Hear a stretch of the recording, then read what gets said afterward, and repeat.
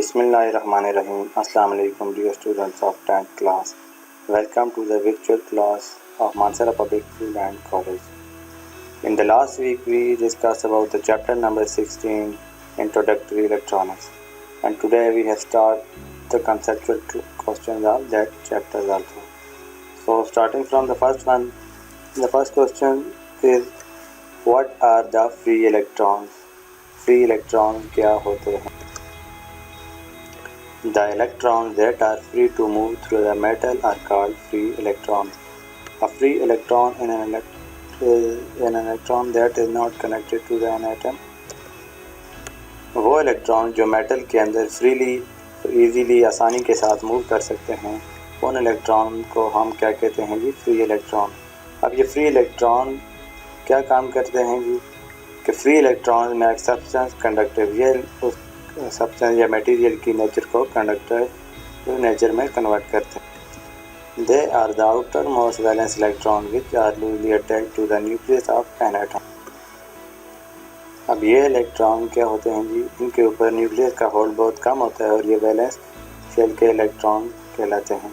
अब जब आप थोड़ी सी बहुत भी एनर्जी इनको सप्लाई करते हैं तो ये वैलेंस इलेक्ट्रॉन अपने शेल से निकल जाते हैं और फ्री हो जाते हैं और हमारे मटेरियल को या जो भी हमारे पास सब्सटेंस है उसकी नेचर को कंडक्टिव बना देते हैं और हमारे पास यही इलेक्ट्रॉन करंट के फ्लो के लिए यूज किए जाते हैं। So material that contain free electron conduct electricity such as metal. अब मेटल जितने भी हमारे पास उनमें फ्री इलेक्ट्रॉन होते हैं जिनकी वजह से हम उनको कंडक्टिव इन नेचर बोलते हैं। Student, your next question is, What is the function of an accelerating anode in an electron gun? हमने इलेक्ट्रॉन गन को पढ़ा, उसके अंदर हमने एनोड और कैथोड को पढ़ा। अब वो ये पूछ रहा है कि हमारे पास जो एनोड है, एक्सेलरेटिंग एनोड है, उसका इलेक्ट्रॉन गन के अंदर क्या फंक्शन या क्या काम होता है? The main function of the accelerating anode in an electron gun is to accelerate the electron toward the fluorescent sector. जैसा कि आप सबको पता है कि एक्सेलरेट का क्या मतलब होता है? किसी भी चीज़ की स्पीड को ज़्यादा कर देना। और यहाँ पर जो हमारे पास एक्सेलरेटिंग एनोड है इलेक्ट्रॉन गन के अंदर, वो इलेक्ट्रॉन की मूवमेंट को, इलेक्ट्रॉन की स्पीड को फ्लोरेसेंट स्क्रीन की तरफ तेज़ी से मूव करवाता है। As we know that the electron are emitted from the filament by thermionic. हमने थर्मियोनिक एमिशन का प्रोसेस पढ़ा था कि जब फिलामेंट को हीट अप किया जाता है तो उसके अंदर से इलेक्ट्रॉन्स निकलते हैं। अब यही इलेक्ट्रॉन जब इजेक्ट आउट होते हैं तो मूव करते हैं किस तरफ जी? फ्लोरेसेंट स्क्रीन की तरफ। अब ये इन इलेक्ट्रॉन के लिए एक्सेलरेटिंग एनोड को यूज़ किया जाता है। इनकी स्पीड को मूव करवाने के लिए, नहीं उसको तेज़ी से मूव करवाने के लिए हम एक्सेलरेटिंग एनोड का इस्तेमाल करते हैं। अब यही इलेक्ट्रॉन जाकर जब फ्लोरेसेंट स्क्रीन के ऊपर स्ट्राइक करते हैं या उसको हिट करते हैं तो हमारे पास एक इमेज बन जाती है, या हम जैसे वेव फॉर्म को हमने डिस्कस किया था, तो उस वेव फॉर्म को बनाने के लिए ये इलेक्ट्रॉन को यूज़ किया जाता है। The third question is, if the electron beam in an television tube striking just one point on the screen at a time, how can we get a full picture? Explain करें। हमने बात की थी cathode ray tube की, जो television के अंदर या मॉनिटर के अंदर यूज़ की जाती थी।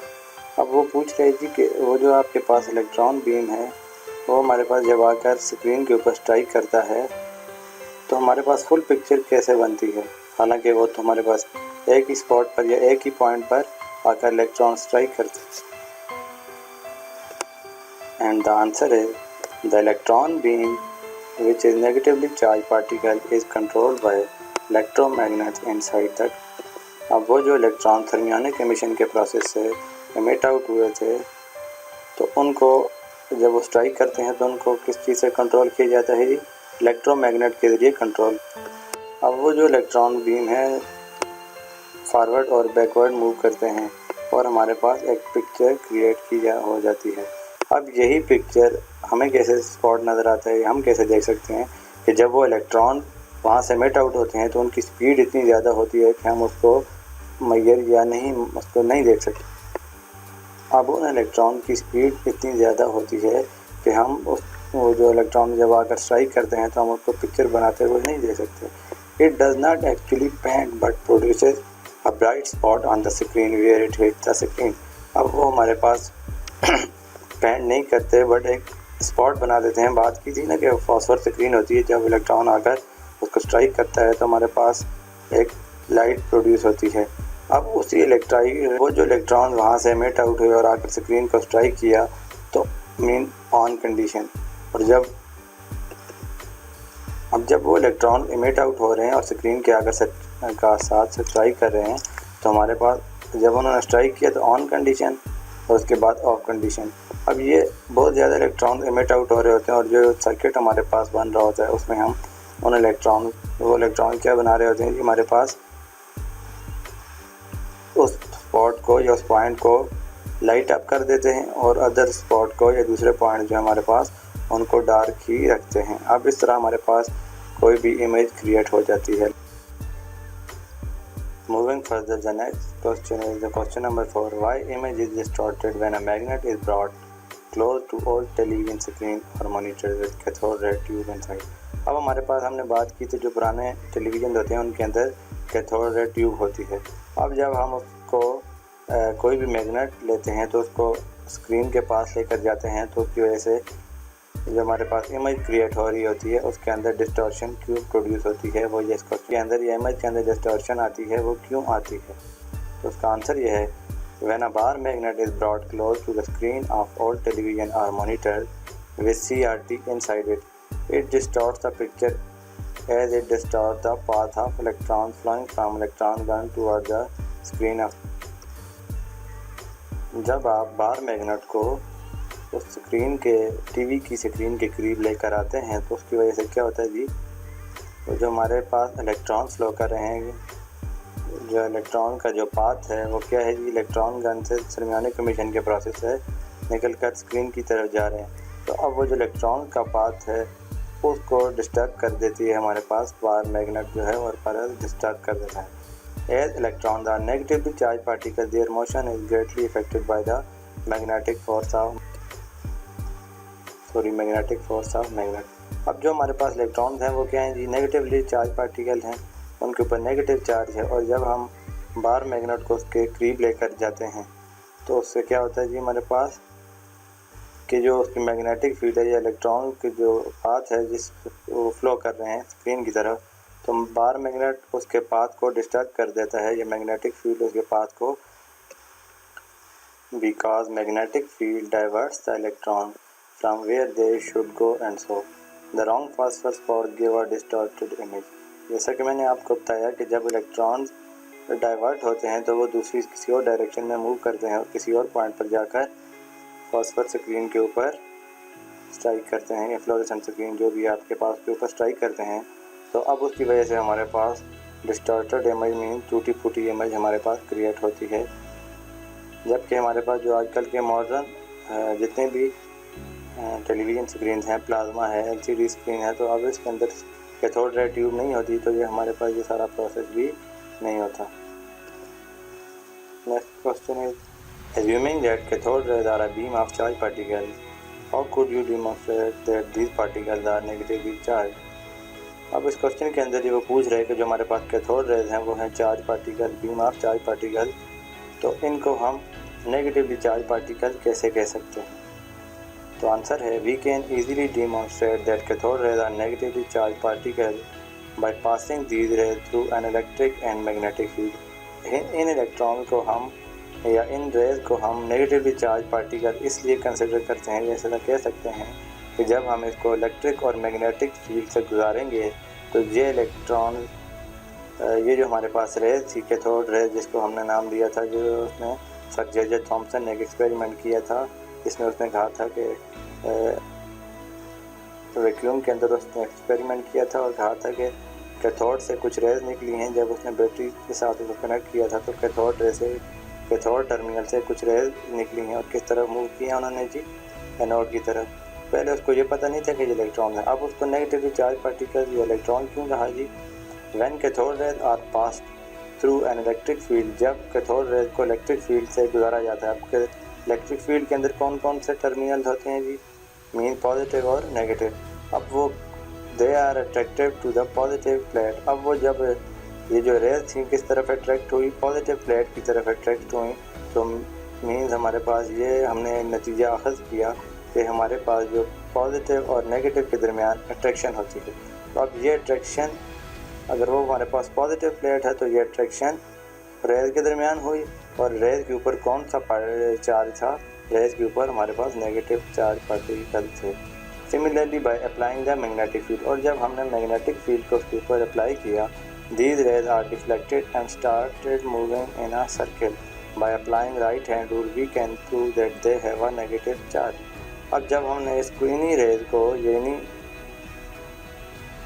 को जो कैथोड टर्मिनल से करी थी उनको हमने मैग्नेटिक फील्ड से गुजारा, तो उन्होंने भी वहाँ पर डिफ्लेक्शन शो की और starting moving in a circle, और सर्कल के अंदर मूव करना शुरू कर दिया। Get it? Question number 36, if there are 4 inputs in any logic gate, how many combination are possible? कि अगर आपके पास 4 इनपुट हों लॉजिक गेट के अंदर, mean a b c d 4 inputs हों, तो हमारे पास टोटल पॉसिबल आउटकम ये कितनी कम्बिनेशन बन सकती हैं। तो आपके पास एक फार्मूला था, number of possible input states is equal to 2 power n। अब यहाँ पर जो हमारे पास n है वो क्या है जी, आपके पास 4। तो आपके पास जितनी ज़्यादा इनपुट्स होंगी उसका उतना ही कम्बिनेशन बन जाएगा। n is equal to capital N is equal to 2 power small n। अब यहाँ पर जो हमारे पास स्मॉल n है वो कितना है जी, 4। तो n is equal to 2 power 4। तो total number of question number 7, what conditions produce a high means one output for an AND gate and NOR gate। 2 gate उसने डिस्कस किए हैं जी, पूछा है कि आपके पास एक AND गेट हो और एक NOR गेट है, तो उसकी आउटपुट है वो हाई कब होगी, मीन्स उसकी आउटपुट 1 कब आएगी। तो हम इसको 2 तरीके से देखेंगे, एक है आपके पास ट्रुथ टेबल के ज़रिए से और एक आपके पास बूलियन एक्सप्रेशन के ज़रिए भी आप देख सकते हैं। जो बूलियन इक्वेशन है एंड गेट के लिए वो क्या है जी, x is equal to a dot b। तो मीन आपके पास x इज इक्वल टू 1 कब होगा, मीन जब आपके पास a भी 1 हो और b भी 1 हो तो आपके पास 1 आउटपुट पे आएगा। तो आप इसको ट्रुथ टेबल से भी वेरीफाई कर सकते हैं। जब आपके पास 0 हो, दोनों इनपुट 0 हो तो आपके पास आउटपुट भी 0 आएगी, 0 हो तो हमारे पास आउटपुट में 0 आएगा। 3 कम्बिनेशन के अंदर इसमें आप देख सकते हैं कि 0 आ रहा है हमारे पास, क्योंकि हमारे पास एक इनपुट 0 है। जब हमारे पास दोनों इनपुट हाई होंगी, मीन 1 1 होंगी, तो हमारे पास आउटपुट भी क्या आएगा जी, 1 आ जाएगा। अच्छा, अब नॉर गेट की बारी है। नॉर गेट में क्या होता है जी, हमारे पास x is equal to a plus b. Boolean equation क्या बता रही है, हमारे पास x क्या है, output equal to a plus B का बार। तो x इज इक्वल टू 1 कब आएगा जी, जब आपके पास दोनों इनपुट्स के ऊपर 0 0 हो। तो 0 0 क्या शो करेगा हमारे पास, नॉर गेट को हम स्टडी कर रहे हैं। अगर और को पढ़ेंगे तो नॉर के अंदर क्या होता है जी, आपके पास और एंड नॉट, मतलब 2 गेट्स होते हैं। नॉर को बनाने के लिए आपको 2 गेट्स चाहिए होते हैं, आपको एक और गेट चाहिए होता है और एक आपको नॉट गेट चाहिए होता है। अब जब आपके पास 0 0 इनपुट पे हो तो आपके पास आउटपुट पे आउटपुट पर भी 0 आता है। अब उसी के ऊपर जब हम नॉट गेट पे अप्लाई करते हैं तो नॉट उसकी आउटपुट को चेंज कर देता है, तो आउटपुट 0 से 1 के अंदर चेंज हो जाती है। तो हमारे पास नॉट गेट के अंदर जब दोनों इनपुट्स 0 होंगी तो आपके पास 1 आउटपुट पर आ जाएगा। And the last conceptual question is, what are the algebraic Boolean expressions to represent the output of AND or NOT, NAND and NOR gate। 5 gets हमने इस चैप्टर के अंदर डिस्कस किए कि आप उसके वो पूछ रहे कि जी कि इनकी जो अलजेब्रिक एक्सप्रेशन है या बूलियन एक्सप्रेशन जिनको हम कहते हैं वो क्या क्या हैं। तो इसकी आंसर है जी कि बूलियन एक्सप्रेशन एंड गेट की बूलियन एक्सप्रेशन क्या है जी, आपके पास x is equal to a dot b। अब आपके पास हाई आउटपुट कब आएगी, मीन आपके पास 1 कब आएगी, जब दोनों इनपुट के ऊपर a इनपुट के ऊपर और b इनपुट के ऊपर भी 1 आप देंगे तो आपके पास आउटपुट भी 1 आएगा। अब इसको हम कैसे पढ़ सकते हैं, this equation can be read as x equal a and b। Next one is Boolean expression for OR gate के लिए बूलियन एक्सप्रेशन कैसे आएगा जी? आपके पास x is equal to a plus B, it can be read as x equal to a plus B. अब इस case के अंदर आपके पास high input mean high output जैसे हम 1 कहते हैं वो कब आएगी? जब आपके पास कोई भी एक इनपुट पर a इनपुट या b इनपुट पर एक वैल्यू आपके पास हाई हो तो आपके पास आउटपुट भी हाई आएगी। The third one is Boolean expression for NOT gate. The Boolean equation for NOT gate can be written as x is equal to a bar. It can be read as x equal to not of a. Mean आपके पास जो output है x वो high कब होगी? जब आप input के ऊपर 0 प्रोवाइड करेंगे तो आपके पास आउटपुट है जो 1 आएगी। Boolean expression for NAND gate. NAND gate किस चीज़ का कम्बिनेशन है जी? नॉट एंड का। तो एंड गेट के अंदर अब हमारे पास इसकी जो एक्सप्रेशन बन रही है x is equal to A B का bar, it can be read as x equal to not of A and B. कि मीन आपके पास जो आउटपुट है वो x है और आपके पास जो उसकी इनपुट्स हैं वो क्या हैं जी? ए बी का bar. Boolean expression for NOT gate के लिए आपके पास बूलियन एक्सप्रेशन है जी x is equal to a plus B का bar, it can be read as x equal to not of a plus B. कि mean आपके पास a और b को पहले आपने क्या करना है? और करना है, उसके बाद आपने उसके ऊपर नॉट लगाना है। जो उसका आंसर आएगा ना उसके ऊपर आप जब नॉट लगाएंगे मीन उसकी जो आउटपुट आ रही थी और गेट की वो अब इन्वर्ट हो जाएगी। तो मीन आपके पास क्या बन जाएगा जी? NOR gate. Thank you for watching.